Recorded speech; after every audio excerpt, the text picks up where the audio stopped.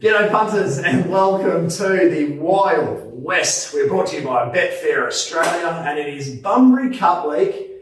I don't know about you, Crip, but I'm pretty excited. Nah, 100%. It's, the theme of the last few weeks is we've been a bit quiet, but today's the day where we ramped up a little bit, I think. Yeah, it's time to launch, isn't it? It is. So we're going to cover a whole heap of races today, so we'll quickly get through a review, which... Looking forward to reviewing the fact that we tipped an even money at $1.70 pot last week and they both got rolled, so really looking forward to getting stuck into the review this week, guys. But yes, we will be down there on Bunbury Cup Day though. Anyone that's around, flick us a tweet. We're in a tent doing something, I'm not sure. I really still don't know what's going on exactly. Yeah. But, Punters tent? Punters tent. If anyone's in the Punters tent, especially, make sure you come up and say hello. Hopefully we can tip a few of the same winners today on Saturday too. Bunbury, the review from last week, Tambora. My only gripe is the fact they went 6-7 lengths slower. Is the one thing we didn't want to see on Tambora, but the horse just went poorly regardless of how quickly or slowly they went. The camp had no answers, no abnormalities. It just went poorly. So the tipping curse from the last few weeks continues. Not that I carry on about it, which is a good thing. So tough February on the tip it was for me, Crip, but we're going to move onwards and we're going to move upwards. Exactly, new month, so new year. I think it's been a tough month for most WA tipsters from what I've seen around the traps. And I was next tipping Solaya. Probably the horse actually went very well. There's been a bit of controversy this week about the ride on Testing Love, but as of about 20 minutes ago, Pat Carberry has been found not guilty of any wrongdoing. Giulio Santarelli over here, the newsbreaker. So, I'll leave it at that. Yeah, I think the Times probably got him off. I haven't read this. Obviously, the first I heard is when you told me before. So, the Times probably got him off, but gee whiz. Just all they needed to do, the two things I want to say on the matter, my 2 cents are just announce it pre-race going forward. Just gets rid of so much conjecture. And number 2, I mean, the big thing, and I'm sure this is the big thing Deck and Shembry has been very big on, is did Patrick Carberry give his horse the best chance of winning? I mean, realistically, when you're getting it softly in the breeze and your horse is settled by that stage, you're probably better off just saying and give that horse the best chance of winning. That's what I think. If he was settled at the back and he made a mid-race move because he wasn't happy with the tempo, then fair enough. But if you're going slow, the 2 best spots would be leading and in the breeze. So it's almost like he cut his own throat. But in my mind, what the not guilty verdict today has said is team riding, all clear. All clear. Go for it, lads. Go for it. Get involved. Anyway. Not guilty, so we'll move on. My ride of the day, going to give it to the Pontiff Paul Harvey on Amelia's Contraire. 16 of 16, got in 3 deep cover on the back of Beret, who was one of his main dangers, and really lifted the horse over the line last 100, didn't he? I reckon that's a real poor form reference going forward. I said on the podcast earlier, I reckon Paul Harvey was the only reason that horse won that particular day with the steer. Paddy Carberry, ride of the day, showing some initiative on Testing Love. Crip, horse to follow. I'm going to go Sunset Cruise, one that Kira's been riding. I know she's on an Oaks prep now. She just dropped her back to last, hit the line really good again. In a year where there doesn't look like there's any real superstars, the 2 things about her, or the one main thing actually, is that, 2 things, she can stay, she's already proved that, and she can sit up on speed, so... Very strong. Yeah, I reckon she's ticking along nicely, moving towards the features. Yeah, Sunset Cruise and Pure Devotion, the current favourite for the Oaks. I was madly trying to get some bowler to get me on at the $7-8 for the price move. Didn't have any success, so I can't sit here and cry about that. So I'm going to build up in, but I actually backed Pure Devotion at about $18-19 on Betfair late when Solaya was crunched. And it was probably stiff. A little bit stiff, Pure Devotion. It's just a victim of circumstances. Yeah, stuck behind some of the Can we get Kira's stick? The stablemate speed humps. Not sure. Can she keep the ride? Oh, look, we can only dream, can't we? Chrissy Palmer can keep the second string, surely. You never know. Anyway, let's get stuck into a car that we're both pretty enthused about.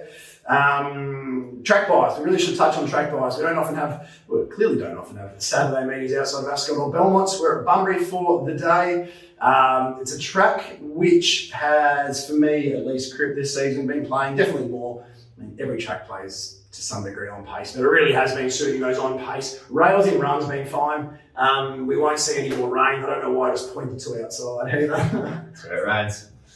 Dear mate, we shouldn't see any more rain before the meeting, so it should be a good fall, I reckon, by the time they jump. It's a soft 7, soft 6, soft 7 at the moment, so but that should dry out. Good 4, soft 5, I think. Yeah, at worst. So I think you're going to want to be on speed closer to rail, but in saying that, speed map orientated, pretty much allowing fair. Correct? Yeah, slide on pace bias as usual. Bunbury, really good track to bet on, so looking forward to getting down there. Now we are going to cover race 2, 4, 5, 2, 3. 2, 3. Yep. 5, 6, 7, 8, and 9. 9. Whew. There we go. Deary me. Strap yourselves in, get yourself some popcorn and Might rival the 1-1 this week. I don't know. I pressed the stop button. It said 2 hours 42 minutes before. Yeah, who listens? Jesus Christ. All right, Anyway. race 2. Kick us off, Terry. Race 2. Well, we should mention, just you'll see the ownership for one of the runners here. You'll see a little DJ Cripps, TK Leighton, and a few other likely types listed in there in the racing scene. So we are on our way down. We've got a little share in Fair Justice. I think she's about her current right price at about $10. So might need a hit out for mine. Might get a bit too far back with the race shape's going to be run, but. Look, if my selection isn't the winner, I certainly hope we own the winner. I might encourage us to have a couple more frothies throughout proceedings. But I'm pretty keen on Ladies of London here. From a speed map point of view, I think we're going to see, well, we will see Bosnip lead this race. Pink and Grey, City Circle, both got good gate speed, especially City Circle last couple of starts. Has really improved its barrier manners under Keshaw and Jason Brown, so Chrissy Palmer going on for those two is a clear positive, but you'd think it's breeze at best. 3 deep's not an impossibility. Ladies of London should grab the back of Bosnip. I think that's how it'll eventuate. If it happens to be in the 1-1, there's a few different ways you can work out, but it's somewhere around there. Bosnip gives a kick, Ladies of London gets out. Now, Ladies of London's a horse that's kept fresh on purpose. Her best runs are 30 days, 35 days. Even off a couple of months, so I'm not too deterred about the 35-day break. I'm only seeing that as a positive. She's carried weight and won in the past. The fact I found it difficult to price a second favourite here in the race, I just think she just stands out to me. I think she's 330, 340 now. I've priced her 280, so not a huge ovaries, but yeah, I'm happy having something on Ladies of London as long as we're getting triple our money. Yes, yep. Somewhat agree with you. You had her on top. Only your thoughts on 1200? That was my only query. No issues with the 1200. She's won up to 1400 in the past. I think with Bosnip as well. It's funny you mentioned. I meant to say that Bosnip is it's pretty sharp. I mean, whenever you think of Bosnip, you always think of that Cliffs of Comfort trial. It always comes back into your mind. And then how many times we get our ass in a row probably after that. But yeah, I think 1200 with cover fresh. I think there's no major issue in that sense. The effort 3 back, well, it didn't rate all that well numerically to finish 1.5 from solid as in the way that race was run with horses making ground in the back. I thought it was really impressive. So no major issue with the 1200 metres as long as she gets that cuddled up run behind Bosnip and doesn't exert any fuel in the run. Yeah, no, I like it. Yeah, like you said, I actually had Pink and Grey second pick, which probably goes to show the depth of this race. We'll be cheering for Fair Justice. Ladies of London, I had high 3s, so won't be getting involved at What price is Pink and Grey? 650. Yeah, I 850. Yeah. So yeah, we'll be cheering Fair Justice, but can see where you're coming from. Hopefully I run second. I like it. Fingers crossed. All right, we move on to race number 3. Everybody looking forward to seeing Vedette de Star, the young Simon Miller filly at her second race start. Not heading to the Karrakatta Plate, I don't think. Just kidding. A little bit of a joke. Vedette de Star. Vedette de Star in a second, just to compose myself. Vedette de Star will be extremely hard to beat. There is absolutely no doubt about that. $2.20, $2.30 at the moment. That's basically what I've marked her. So I'm happy to, when I say I'm happy to bet around her, I'm going to look for a bit of value in this race. And a horse by the name of Darkest Salt. Now, I found this to be an intriguing race to do from a speed map point of view, Crip. And I don't know if you mapped this race or had a deep look in that sense, but if we go through the horses that could potentially go forward, you've got Hot Z, who I know they prefer cover with, so they won't be desperate to lead. You've got Vein Tempest has come out this morning. I see red, shades are off, and I know they want to ride him with a sit. So I'm not expecting him to lead. And that leaves you with, I'm forgetting one runner. No, I'm not forgetting. Alpha and Omega could have gone forward, but I know they're going to sit there too. So while Dark Assault hasn't been stepping that brilliantly, it's going to be the runner that wants to lead. It's going to be the runner that's going to kick through and probably run them along from the inside gate. Mitchie Pateman's a great front running jockey. And if you look at this horse's last run in Albany, it was something like $2.10 to $1.53, $1.54 Betfair hard. Like the money was hard, and that type of move at the shorts is a pretty serious type of move. He sat 3 and 4 deep the trip. It's sort of a run no matter how good you are. You're not entitled to keep on going. You're entitled to pop, but he ran through the line nicely. The horse that ran second, Ginger Green, is potentially going to win good races, I think, at Ascot in the future as well. So there is some type of form line there. Now, the interesting part about this runner is, as we've alluded to, Roy Rogers' team is going pretty good at the moment. They've sort of found a new lease of life at the minute. So that last campaign where Dark Assault didn't completely turn up, the run behind Clairvoyance in the Classic wasn't too bad, but the rest of the runs were just middling. All of Roy's are going better now, but the key thing to note with Dark Assault, Crip, the racebook here says Colt. It's actually a gelding and has been for 2 starts, so have no idea how that is not in your racebook, but he looks to have come back a different horse. So when I say a different horse, the same horse he was when he probably should have won a Karrakatta Plate alongside I'm Single Man.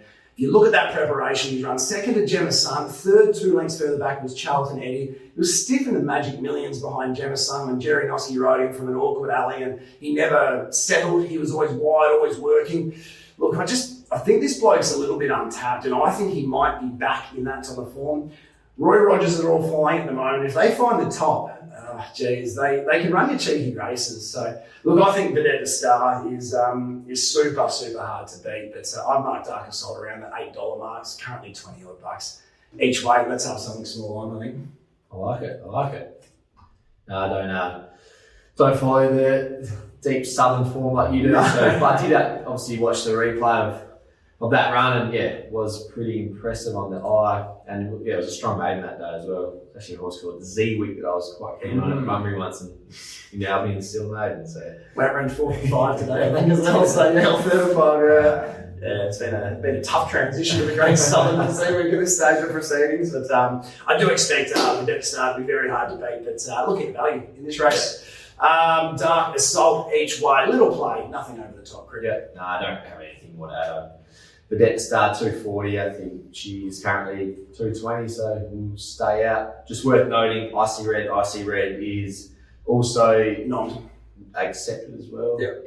For Sunday at Ascot, and Mitch has been booked to ride the regular jockey, so interesting to see which way he goes. But you think same thing? He'll be running Saturday? If he's I only think that if he is running, they will be riding him with a sit. Yeah. So it's more about the lead. If he comes out, we're going to lose.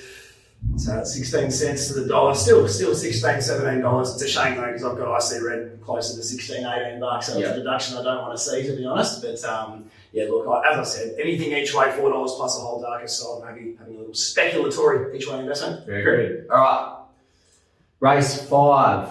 I'm going to have a go here.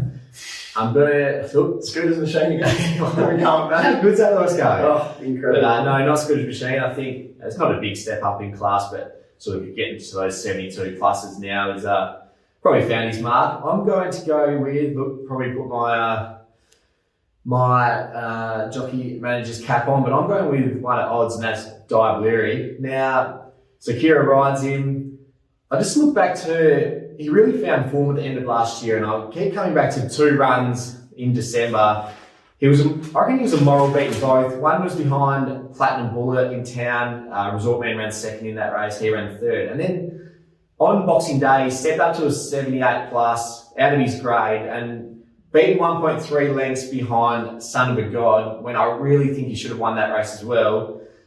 After that, he went to the Fitzpatrick, desperately unlucky, went to Mount Barker for the Munger Up, got every chance, but ran really well, second, way out of his grade.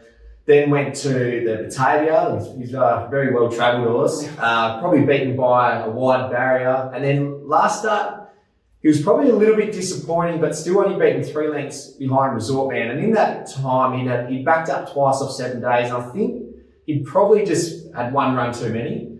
Now, he's been freshened up. He has had, this will be 28 days between runs, draws well. He loves Bunbury. He's had 7 goes for 5 wins there. And I just got this inkling, if he can recapture his form from what I was talking about in December, he can run a really good race in what's a pretty moderate 72 plus. I think it actually got downgraded to a 69 plus. And yeah, I'll be having something on him each way at around the $20 mark.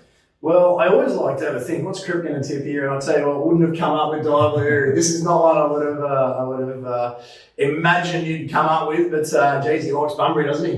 He does, yeah. I was actually surprised when I saw that stat. So, look, he's a super honest horse.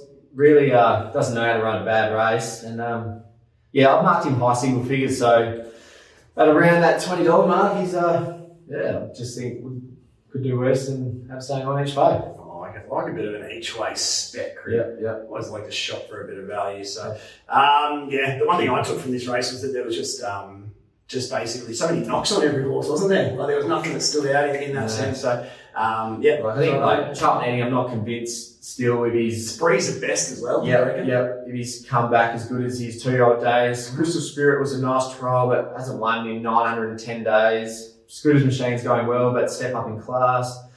Maginica was a good run last start out of his grade, but where does he get to from gate 10? I feel like Weapon Sun might have finally had enough this prep. He's been super. Sure. But, and gate 11 is going to be tough. I just like Christie's opted for Scooter's Machine too. So. Yeah. One I wanted to ask you about was we're talking about a little bit of forgiveness here and there. I already know that I'll end up having something silly on Don's legacy. Now you remember Don's last campaign when we tipped and backed him and he sat there at the trip. Yeah. So I'm just thinking he might start maybe resented being underneath horses to some degree. Just in a race where there's not much happening. Don's legacy has been officially diagnosed with bipolar disorder, I'm pretty sure. So I'm hoping that the right Don's legacy turns up. It's something tiny for me, but I like you thinking with Diablo in a race where there's knocks. Yeah, I'm just really backing Summer Dixon just sort of that freshen up to work wonders and just to try and recapture his best form because I think it's good enough. But you're 100% right with Don's legacy. If he brings his best, especially from that run 2 starts ago, he's got to be right in it. And maybe 3 deep, no cover might be his spot. Yeah, could be. I love that topic. All right, we're going to move on to the Misty Valley Thoroughbreds. The first of the features, the Breeders' Classic, a small but select field. We're together here on this one. Cripper, lead the charge. All right, I feel like I'm sort of going against my grain for how I've been tipping the last few months. I've been, like, for example, Gemma's son, I've really been focusing on that class horse who gets in well at the weights, which would be Kiss on All 4 Cheeks. But I'm with the new kid on the block, that is Triple Missile. He's not ideally weighted. I think he's 9 points below Kiss on All 4 Cheeks, but meets that filly at level weights. But I mean, you can't get ratings points if you for what you haven't done yet, and it's a theory that you actually have where if say he went to a 66 plus next day, you think you'd mark him odds on and probably wins. Probably wins next 4, doesn't he? Yeah, and then next year does an 86, right? Yeah, exactly. So, what do you say about him? Arrogance. It is. He's more arrogant than me after I tipped the winner. He's had 3 starts on debut. They went straight to a ratings race, carried 60 kilos. I've never seen such a quieter win. He really got one shake with the reins and went straight past windstorm debut about it to me. A little bit of windstorm debut about it. Yeah. They tipped him straight out. He came back. He raced. He's not a 1,000-metre horse, but managed to get the job done over 1,000. The official form really holding up. But in all seriousness, Secret Plan goes really good too, and she couldn't catch him on that occasion. They Secret Plan was second rate, really.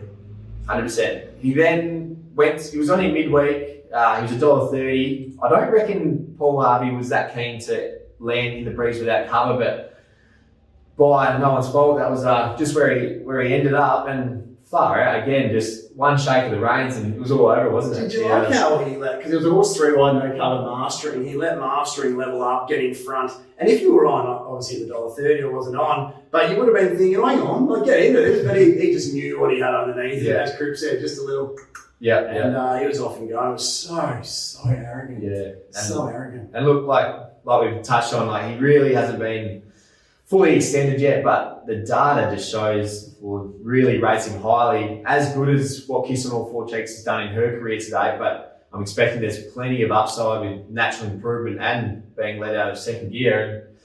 And I'm marking favourite. You and I said earlier, I wish they both went up like $2.20 so I could just watch this race and not have to punt. But I marked Triple Missile $2.30. So the near $3, $3, whatever's available at this stage, I'm not entirely certain. But I just think that the biggest blow, everything Crip said is middle, the reason I like Triple Missile as well. But the speed map, the barrier draw. So from barrier 7, we know Roy Rogers has been very vocal. I just said voicey.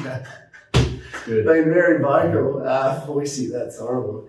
Very voicey on Island Charm, leading once it got to the Breeders' Classic. It was always his plan. So look to see Lucy, probably not Roy, he's probably not riding himself. Look to see Lucy kick out Island Charm.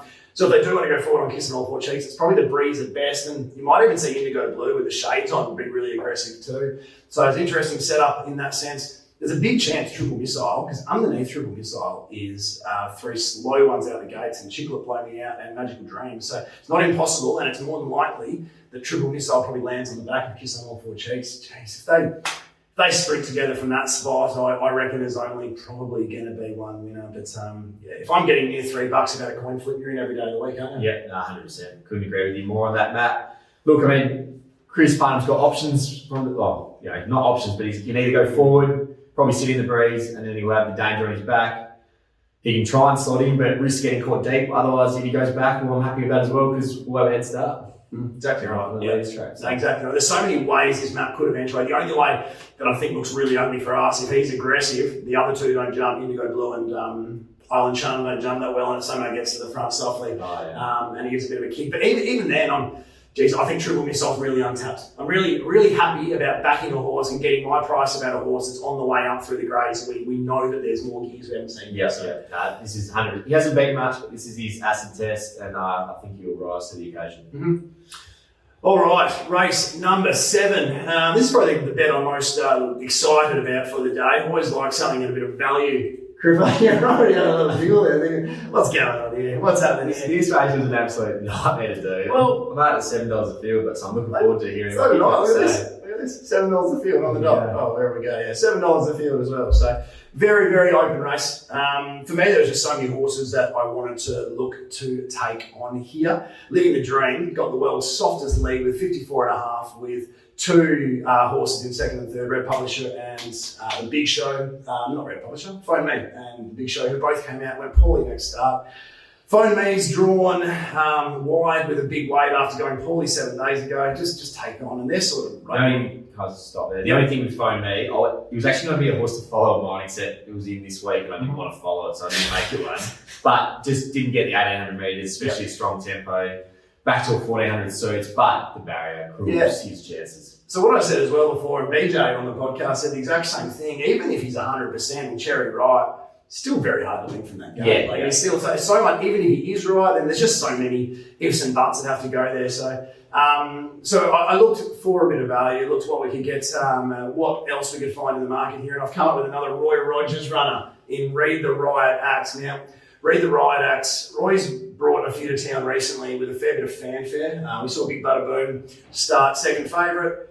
We saw Fanjo come to town and start very well in the market. I'm not sure if he jumped favourite by the end, actually. He was very close to favourite, if not. Both came to town, went huge. Big Butter Boom won. Fanjo's run second, sitting deep the trip. Now, I reckon the reason Read the Riot Act isn't getting the same fanfare coming to town is because I'm going to pick a fence alongside his name. If you look at his last 4 runs down in the Great Southern, they've been surreal. 4-back, Kira got into a position from a wide gauge, took him back, he floated, hit the line. It was probably the run of the day. It was clearly the run of the day. At his next outing from a wide gate, Holly Watson has managed to find the outside of the leader, never crossing Little Punter. Hate to see that. It's just the two chopping at each other. It was just so tough through the line. Eurasia's run second, Sartorial's run fourth. Sartorial won his next start, Eurasia won in town 2 starts later. It's Saturday form, it's there. 2 back, and the run I most want to look at is the run behind Living the Dream. Now, Holly Watson again from a wideish draw. She's missed the kick this time. She sat 4 deep the trip, no cover. On the turn, you thought, oh, this has got to go. This has got to be absolutely floundering. It hit the line harder and stronger than anything else in that race by a country mile. Living the Dream got the beautiful cart with Chrissy Parnham on from a good gate and won well, but there was not a more impressive run that day than Read the Right Act. There was not a more impressive run than Read the Right Act at any of his last 4 starts. Even his most recent victory when beating Potent Secret, who came out to win his next start after sitting deep the trip as well. They leveled up to him at the top of the straight. He just wanted to run through the line. The most impressive thing about that victory was the fact he was 1,500 down to 1,200 mid-campaign and to still go through the line like that. So I wish he drew a gate here. I wish I could find a nicer map for him. But in saying that, the way he's racing and the way a lot of Roys are racing at the moment, they just want to run. They just want to run. They're tough. They're tenacious. They just want to keep going. I think this bloke is a massive, massive chance. I hope she kicks it out. There's a bit of speed drawn underneath her. I'd love to see a 3-wide line cover or 1-off cover type thing peeling out of the 600, letting him roll. But I don't think if we sit 3 deep the trip, he's necessarily a complete impossibility either. And with the 53 kilos, I'm super keen. He's currently 18, 19 bucks, $5 a hole across the board. And bit bullish, Crip. I like it. Bit bullish, Crip. So it's been a while since I really liked the setup for one at a big price like this. Surprise! You get a spring in your step when you go into the deep country form. So I didn't find him, but I'm sure you're not surprised about that. And I definitely won't be trying to pot you because your country form is second to none, and you'd also be a brave man trying to take on any of Roy Rogers' horses at the moment. I don't have a lot to add. Marked at $7 a field. I actually thought Living the Dream was a really good run last start.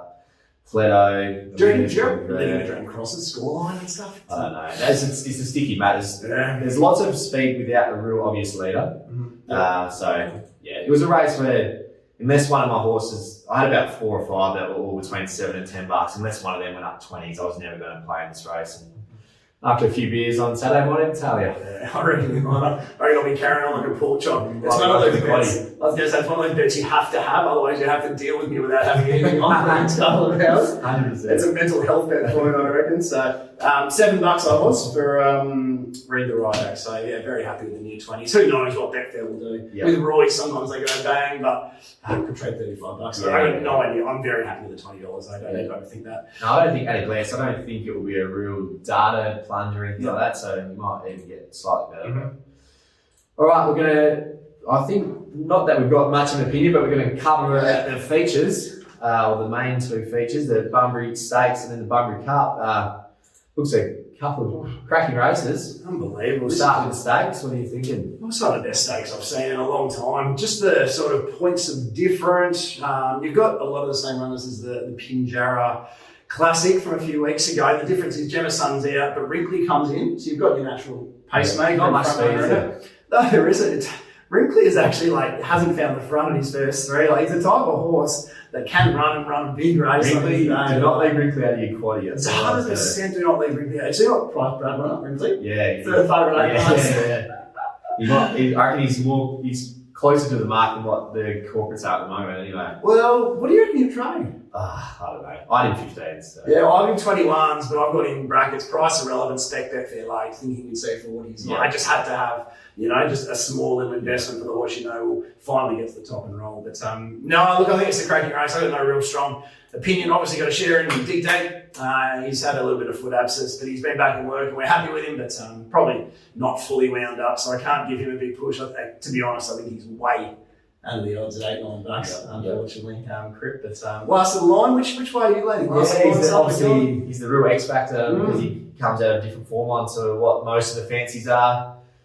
Well, I think his run was obviously super last start. Just interesting, 1,800 back to 1,400. It's normally. Would you go to the Cup? I'm not too sure. Obviously, won't try and say I know the horse better than what SJ knows, so I'll leave. I think he's made the right call.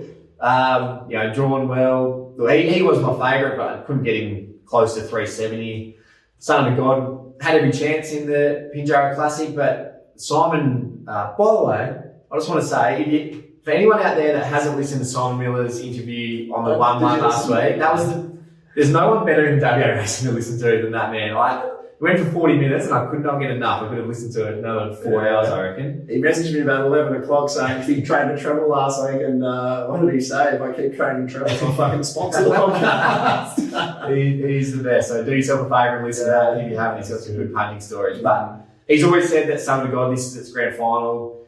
The ace up your sleeve is the blinkers. You know, in saying that, had every chance last start and ran third, but you've got to respect it.